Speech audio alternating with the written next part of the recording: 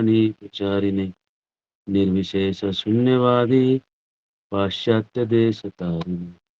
श्री कृष्ण चैतन्य प्रभु नित्यानंद श्री अद्वैत गदाधर शिवासादि गौरभक्तवृंद।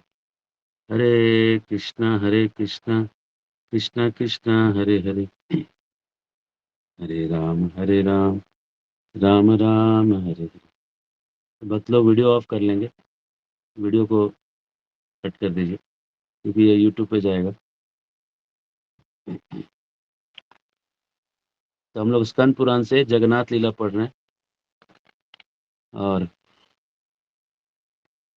हम लोग थोड़ा पीछे जाके फिर आगे आएंगे, थोड़ा रिकैप करेंगे। हम लोग देखें कि राजा इंद्रदुम्न भुवनेश्वर गए, भुवनेश्वर में शिव जी की स्तुति किए, वहाँ से आगे गए नारद मुनि को लेके और भगवान 1000 अश्वमेध यज्ञ किए और पानी में समुद्र में भगवान वृक्ष वहाँ प्रकट हुआ और वो वृक्ष से विश्वकर्मा जी और विश्वकर्मा के पुत्र आ गए। विश्वकर्मा जी ने उस वृक्ष से जगन्नाथ जी का दारू ब्रह्म बनाया और उनका पुत्र जो है वो मंदिर बनाया। लेकिन थोड़ा पीछे जाते हैं क्योंकि ये काफ़ी अध्याय डिटेल में है।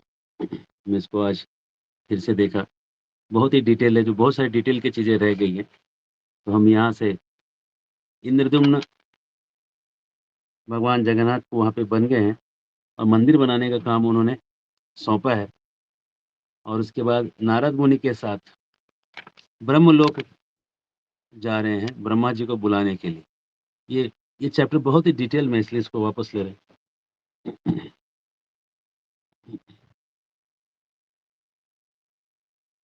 कह रहे हैं जब तक ब्रह्मा जी स्वयं आके इसका प्रतिष्ठा नहीं करेंगे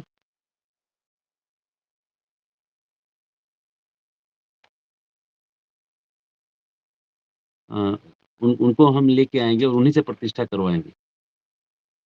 पृथ्वी में तुम्हारे अतिरिक्त कोई वहां नहीं जा सकता, इंद्र नारद कह रहे हैं राजा को, क्योंकि ब्रह्मलोक जाने के लिए भी एक योग्यता चाहिए। सब लोग ब्रह्मलोक नहीं जा सकते। सब लोग क्या, कोई नहीं जा सकता इस धरती पे, कोई एक आध ही कोई होंगे जो जा पाएंगे, सब नहीं जा पाएंगे। तो ये लोग पहले भगवान का प्रदक्षिणा किए, प्रदक्षिणा करके उनके पास एक पुष्पक रथ था, उस रथ पे बैठ के वो लोग ब्रह्मलोक की तरफ बढ़ने लगे। जब बढ़ने लगे तो सब ऊपर के जो लोग हैं सिद्ध लोग, वो कहने लगे कि ये मनुष्य लोक के निवासी राजा इंद्रदुम्न एकमात्र विष्णु भक्ति के कारण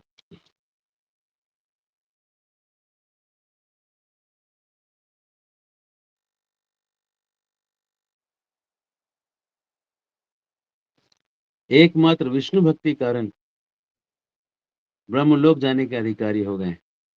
विष्णु के भक्तों के लिए कुछ भी दुर्लभ नहीं है, मुक्ति तक दुर्लभ नहीं है, तो और क्या बचेगा।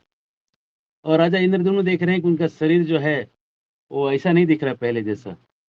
जैसे जैसे ऊपर जा रहे हैं वैसे वैसे उनको द्वंद्व रहित पुरुष दिख रहे हैं। लोगों का लेवल बढ़ता जा रहा है, बहुत हाई लेवल के लोग दिख रहे हैं। उनके अंदर ईर्ष्या नहीं दिख रहा है, उनके अंदर अपना पराया का भाव नहीं दिख रहा है, बहुत ऊंचे स्तर के लोग दिख रहे हैं। लेकिन राजा के मन में विचार आया कि मैं अगर ब्रह्मलोक चला गया तो क्या मंदिर का निर्माण होगा, या मैं ब्रह्मलोक जा रहा हूँ तो मेरे शत्रु लोग उस स्थान को नष्ट तो नहीं कर देंगे या अपने अधिकार में नहीं ले लेंगे, या अथवा वहाँ जो नियुक्त सेवकगण हैं वो द्रव्य लोभ में, पैसे के लालच में उसको बर्बाद तो नहीं कर देंगे, पैसा ले लेंगे, पैसा खा जाएंगे, काम नहीं करेंगे। जो वेतन भोगी शिल्पी हैं वो बाकी काम जो है धीरे धीरे तो नहीं करेंगे। मैं तो ब्रह्मलोक गया हूँ, पृथ्वी पर नहीं हूँ, यह सोचकर कहीं पे कार्य ही बंद न कर दें, या पृथ्वी पे सबका विचार ये ना हो जाए कि जब इस लोक में कोई जाता है तो लौट के थोड़ी आएगा, वो गया है तो अब थोड़ी आने वाला है ब्रह्मलोक से, और इस विचार के कारण मेरे सामंत लोग ही राज्य हरण कर लें, सामंत मतलब जो नीचे के मिनिस्टर लोग हैं, क्या वो आने वाला नहीं है, अनाउंस कर दें और राजा बन जाए। शत्रु छोड़ दीजिए, अपने मिनिस्टर ही अगर पलट गए तब क्या करेंगे? तो ये चिंता कर रहे थे, तो नारद मुनि समझ गए कि अरे क्या चिंता कर रहे हो? यहाँ जहाँ जा रहे हो वहाँ जन्म मृत्यु का कोई डर नहीं। राजा बोले मुझे जन्म मृत्यु का नहीं, मुझे इनका कोई चिंता नहीं है नारद मुनि, मुझे चिंता है कि मंदिर कहीं ना बनना रुक जाए। जो मैंने चालू किया है वो विघ्न में ना आ जाए, ये मैं सोच रहा हूँ। तो नारद मुनि कहे तुम सामान्य राजा नहीं हो, तुम्हारे जैसा तुम्हारा अपकार तुम्हारे पृथ्वी पर रहते कोई नहीं कर सका।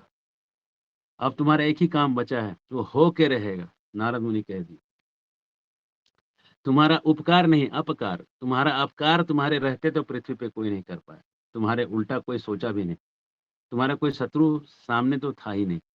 अब तुम्हारा एक ही काम बच गया है जो हो के रहेगा, और तुम्हारा नाम जो है वो प्रचलित रहेगा, तीनों लोक में फैला रहेगा।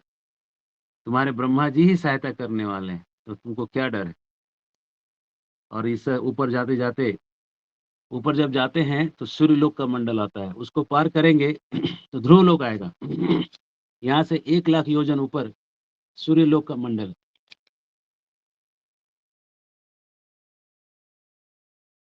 1 लाख योजन ऊपर, 8 लाख मील ऊपर सूर्य लोक का स्तर है। उसके 1 लाख योजन और ऊपर चंद्रमा का मंडल है। यहाँ से और 4.5 लाख योजन ऊपर ध्रुव तारा है, उसको पार करिएगा। ध्रुव तारे का भी लेवल जब पार करिएगा, है ना, तब जो है स्वर्ग लोगों का सब लेवल खत्म होगा। उसके बाद सिद्ध लोक और फिर सबसे ऊपर सत्य लोक की स्थिति आएगी। तो वहां ये लोग जा रहे हैं। नारद करे देखो, ये जो आवाज ध्वनि सुन रहे हो ये ब्रह्मा जी के यहाँ से आ रहा है। ये ब्रह्म ऋषियों के साथ बैठे हैं, सब जीवन मुक्त लोग बैठे हैं, और ये बैकुंठ के नीचे यही है। इसके बाद सीधा बैकुंठ है, इसके बाद कुछ बचता नहीं, बैकुंठ बचता है सीधा। तो वहां सीधा लोग पहुंचे द्वारपालों के पास। वहां देखे कि द्वारपालों के पास देवता लोग, पितर लोग, मनवंतर के अधिपति सब सब द्वारपालों से निवेदन कर रहे हैं कि ब्रह्मा जी के पास जाना है। और द्वारपाल उनको बिठा करके बैठो यहीं पे, जब तक परमिशन नहीं आएगा अंदर नहीं जा सकते। तो जैसे द्वारपाल इंद्र राजा इंद्रदुम्न और नारद को देखे, तो नारद को प्रणाम किए और कहे कि आपके बिना ये सभा खाली खाली लग रही है, अब आप आ गए हैं तो अच्छा लग रहा है। नारद मुनि कहने लगे हे द्वारपाल, ये राजऋषि हैं, वैष्णव के चूड़ामणि हैं, और विधाता ब्रह्मा जी के दर्शन के लिए आए हैं। तुम्हारी अनुपति अनुपति पाएंगे तो ब्रह्मा जी के पास जाएंगे। तो उनके पास जाके इनको सभा में लेके आई। तो ये जो द्वारपाल थे, द्वारपाल कहे कि आप जाके पूछिए, आपका जाना है अलाउड है, हम तो सेवक हैं, जो हम हमारे पे क्रोध मत करिए, आपके पिता के हम लोग दास हैं, उनके आदेश से ही हम लोग अंदर भेज पाएंगे, या आप जाके आदेश ले लीजिए। तो नारद मुनि अंदर गए और जाके ब्रह्मा जी के पास जाके साष्टांग प्रणाम करके इंद्रद्युम्न के बारे में बताए कि ऐसे से राजा आए हुए हैं। विधाता ब्रह्मा जी ने आंख बंद किया और संकेत दिया, बस वहां से द्वारपाल समझ गए और उनको अंदर लेके आए। हरे कृष्ण। कोई बोला नहीं गया है ले आओ, आदेश जारी हुआ, साइन हुआ, कुछ नहीं। बस आंख खोले, संकेत पता नहीं कैसे दिए, वो सब समझ गए और वो लोग अंदर लेके आए। उस समय संगीत और गायन चल रहा था। राजा इंद्रद्युम्न भगवान के भजन को सब लोग गा रहे थे। वो आगे बढ़े, ब्रह्मा जी का स्तवन किए, और फिर राजा प्रसन्न मुद्रा में कहते हैं, ब्रह्मा जी कहते हैं कि हे राजा, तुम बहुत प्रिय हो भगवान के, सत्यलोक में आना बड़ा दुर्लभ है, तुमको तो पता ही है। निष्पाप मुनि भी सोचते हैं कि कैसे आएंगे, महाप्रलय तक तपस्या में रहते हैं, है ना। तो अब तुम यहाँ तक आ गए तो कुछ भी तुमको चाहिए मिल जाएगा, बोलो क्या चाहिए? अमृत भी चाहिए तो मिल जाएगा। इंद्रद्युम्न कहते हैं कि आपसे क्या छिपा है, आप तो सब जान रहे हैं। मैंने 1000 अश्वमेध यज्ञ संपन्न किया है, और भगवान दारूमय रूप में आविर्भूत हो गए हैं, और उन्हीं की कृपा से मैं यहाँ तक आया हूँ। और आप अगर चल के उनकी स्थापना करें तो मेरे प्रति आपकी कृपा सफल हो जाएगी। वाह क्या लाइन बोले। मेरे प्रति आपकी कृपा सफल हो जाएगी। आप सोच रहे हैं कि आप मेरे पे कृपा कर रहे हैं, लेकिन तब तक सफल नहीं है जब तक आप मेरे साथ चल के भगवान की स्थापना नहीं करते। आपकी कृपा सफल तब होगी। प्रसन्न होके आप ये कार्य करिए प्रभु। तब दुर्वासा मुनि तुरंत आए और कहने लगे कि ये रास्ते में मैंने देखा कि लोकपाल मनवंतराधिपतिगण सब आपके द्वारपालों के द्वारा रोके गए हैं। बेचारे सब खड़े हैं बहुत समय से। आदेश करिए कि आपका दर्शन करें। तो ब्रह्मा जी ने हंस के कहा तुमने इंद्रद्युम्न को प्रवेश करते देखा और लोकपालों को रोके जाते देखा, ये सही बात है। लेकिन इस राजा के साथ उनको आप बराबरी नहीं कर सकते। तो देवता जरूर हैं, लेकिन इस राजा के साथ उनकी बराबरी नहीं।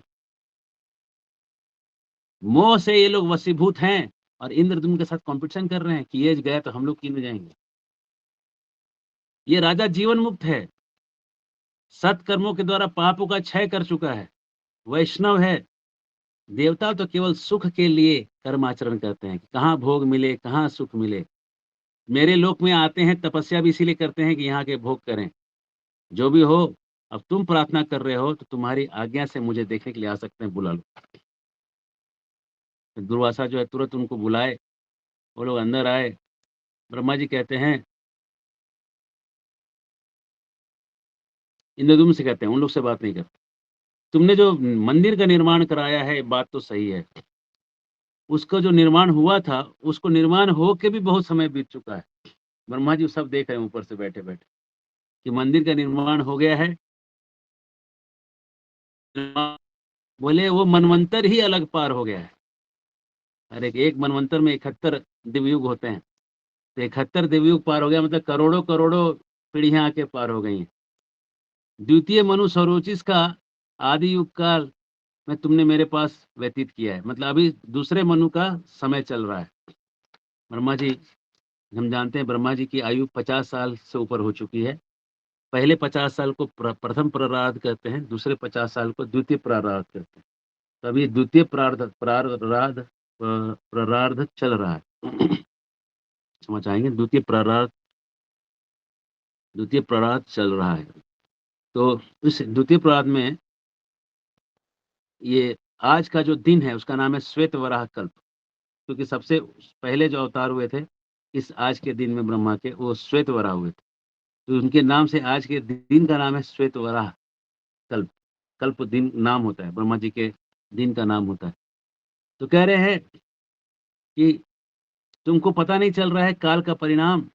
अब तुम पृथ्वी पे जाओगे, जाओ और जाके देवता और देव प्रसाद का काम सब कंप्लीट करो, मेरे पास आओ।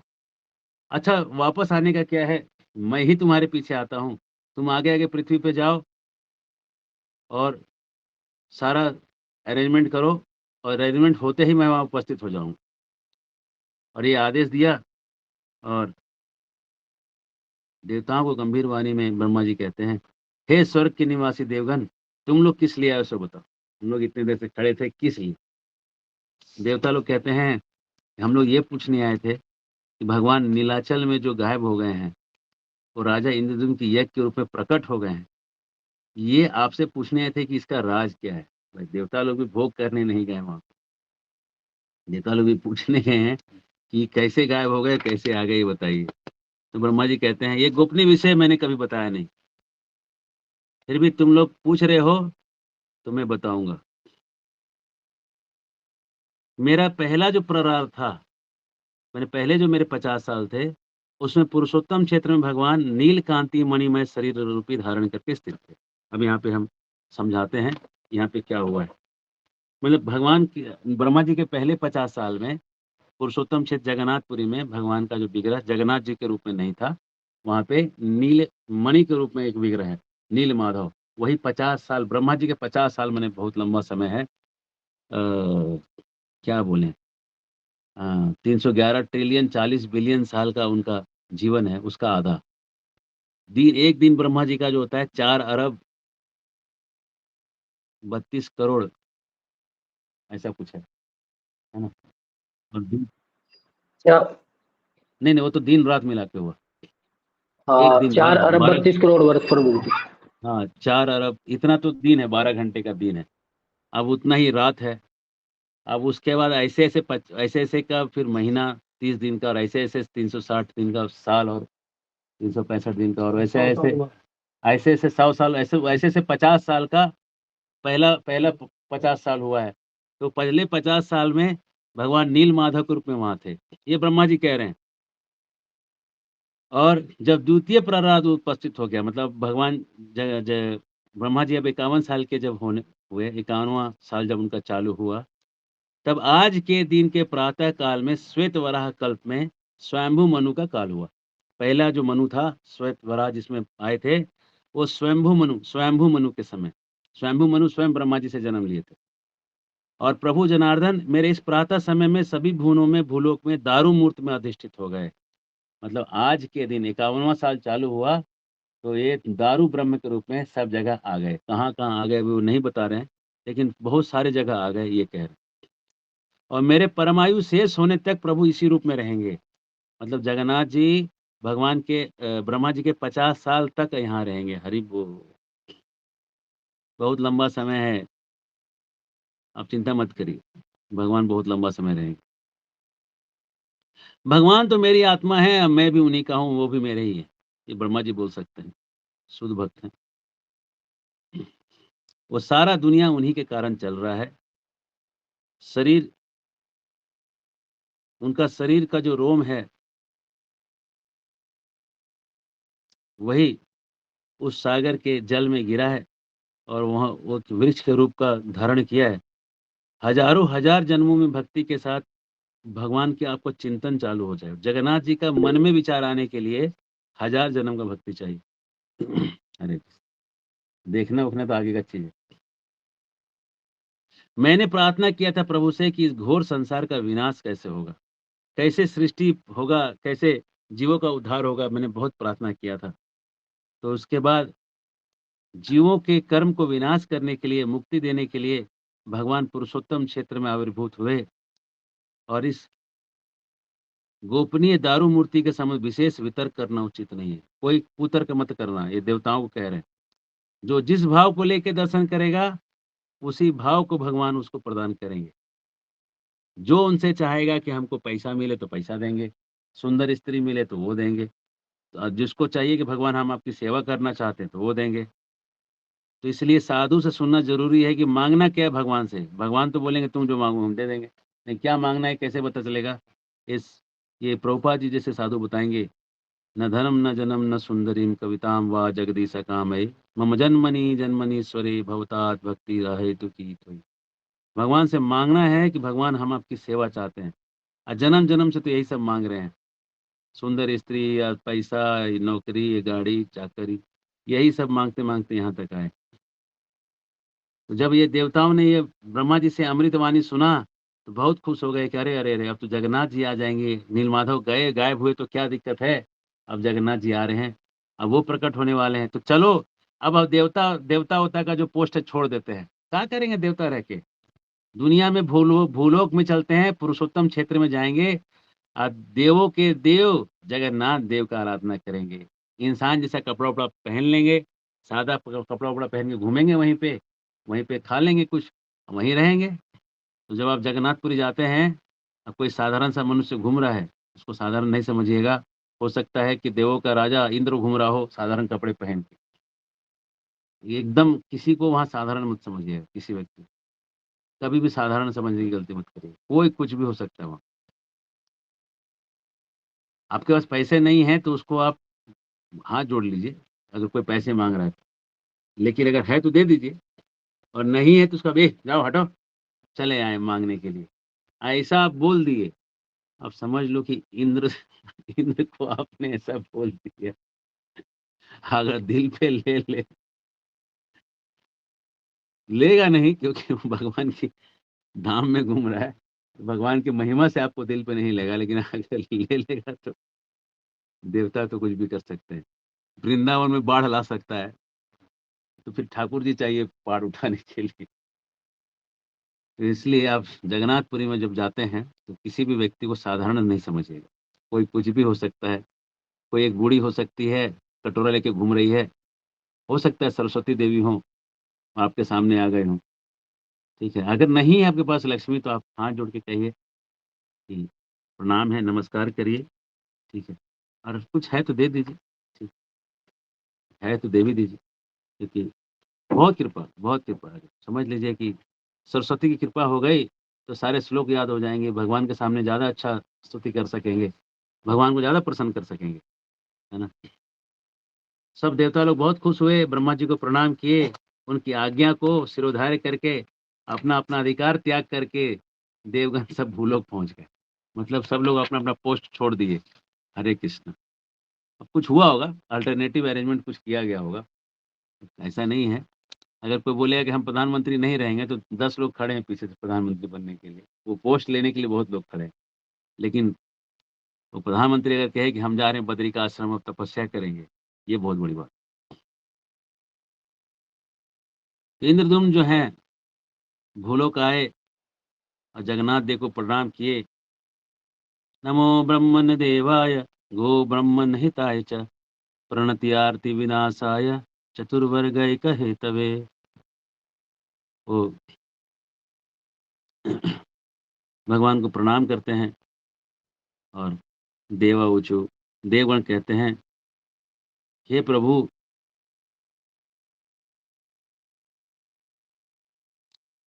देव आप जिनके हजारों मस्तक हैं, हजारों ज्ञानेंद्रियाँ हैं, सहस्त्रों कर्णेंद्रियाँ हैं, सभी के शरीर में परमात्मा के रूप में आप हृदय हृदय में सबके विज्ञान रूप में स्थित रहते हैं, आपको प्रणाम है।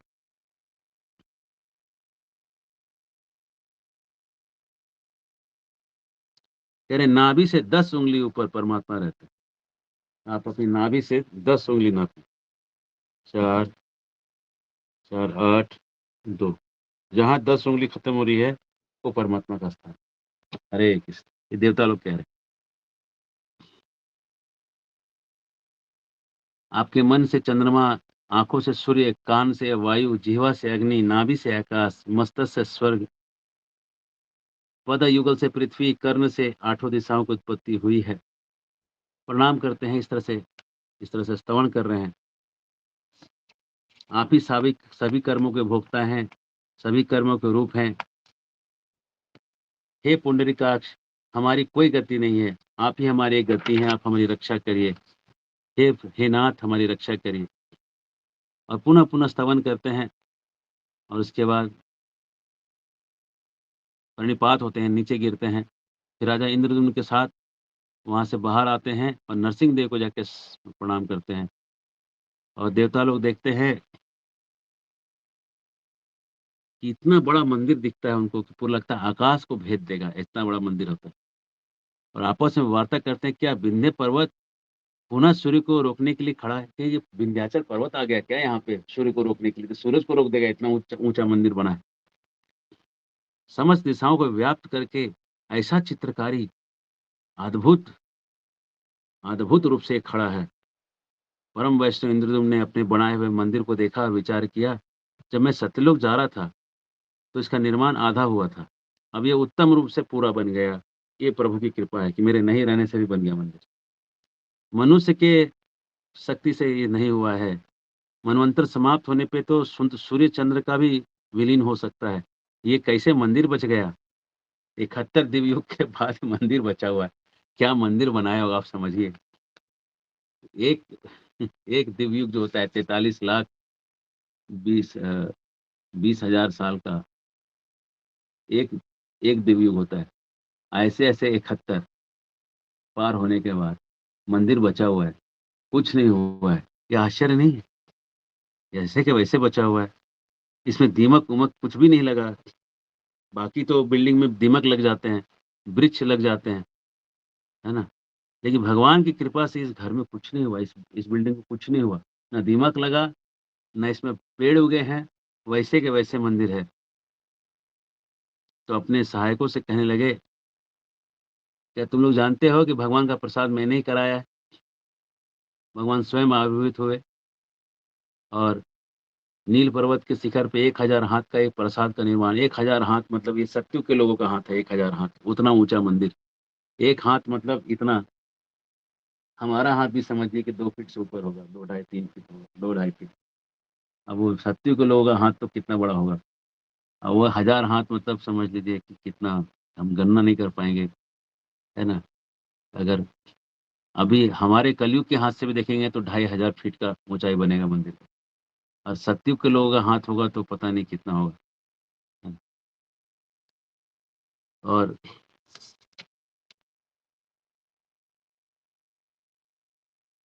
तो फिर राजा कहते हैं, हे सुरगण, हे देवता लोग, किस प्रकार सभी द्रव्य एकत्र किए जाएँ, ये जानना उचित है। या कैसे जाना जा सकता है, सो बताइए। क्या-क्या लगेगा पूजा में, सामग्री क्या लगेगा, सो बताइए। देवता लोग कहते हैं, हम लोग को कुछ नहीं मालूम है। देवता जानते भी होंगे लेकिन कह रहे हैं, हमारे गुरु बृहस्पति ही जानते हैं, वही पुरोहित हैं, या तो हम ये बता नहीं सकते। तो पद्मनिधि कहते हैं, हे स्वामी, मैं विधि की अनुमति से आपके साथ उपस्थित हूँ। अब मुझे कहिए कि आपको क्या चाहिए?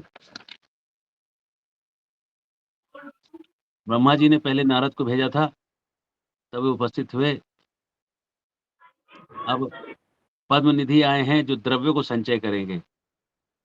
तो राजा इंद्रद्युम्न जो हैं, उनको अर्चना किए, प्रणाम किए और उनको द्रव्यों की व्यवस्था करने के लिए कहे कि हे मुनिवर, मैं कुछ नहीं जानता। मैं बहुत लंबे समय से पुरोहितों के साथ भी नहीं रह रहा हूँ। ये कार्य कैसे संपन्न होगा, आदेश दीजिए। तो नारद मुनि कहते हैं, एक भोजपत्र पे सब लिखवा दी कि क्या-क्या चीज़ है। नारद मुनि तो पंचरात्रिक विधि ही बनाए हैं, तो उन्होंने ही सब लिखवा दिया क्या-क्या लगेगा। तो ये लिखने के बाद पद्मनिधि को दे दिए कि ये लेख सब इतना सारा सामान जमा करवा लीजिए। ये हमने कल बताया था कि पद्मनिधि ने किया सब सामान जमा। और इधर इंद्रद्युम्न राजा सब सामग्री जमा करवाए, 3 रथ बनवाए, सोने से उनका अलंकार करवाया। मतलब ये है कि यहाँ पे जो मंदिर बनवा के गए थे, तो उस समय जो राजा इंद्रद्युम्न थे, उनके पुत्र इत्यादि भी बाद में जो राजा बने, उनकी पूरी वंशावली खत्म हो गई। हो सकता है आगे जाके उनकी पीढ़ी नहीं रही हो। तो यहाँ पे उनको जानने वाले कोई थे नहीं। वो राजा का समय काल ही खत्म हो चुका था। करोड़ों-करोड़ों जनरेशंस आके पार हो चुके थे तब तक। आप समझिए कि 43 लाख वाले 71 चत महायुग पार हो चुके हैं। तो एक 43 लाख में कितने राजा आके जाएँगे? अब वैसे-वैसे 71 में करोड़ों लोग आके चले जाएँगे। हरे कृष्ण। तो हम आज यहीं तक रखेंगे। अब कैसे आगे रथ का निर्माण कैसे होगा, कि बहुत ही विस्तार है, इसलिए इसको फिर से ले रहे हैं। रथ का निर्माण होगा और ब्रह्मा जी आएँगे। ब्रह्मा जी आके कैसे इसको आगे बढ़ाएँगे। हरे कृष्ण। कोई प्रश्न है किन्हीं का?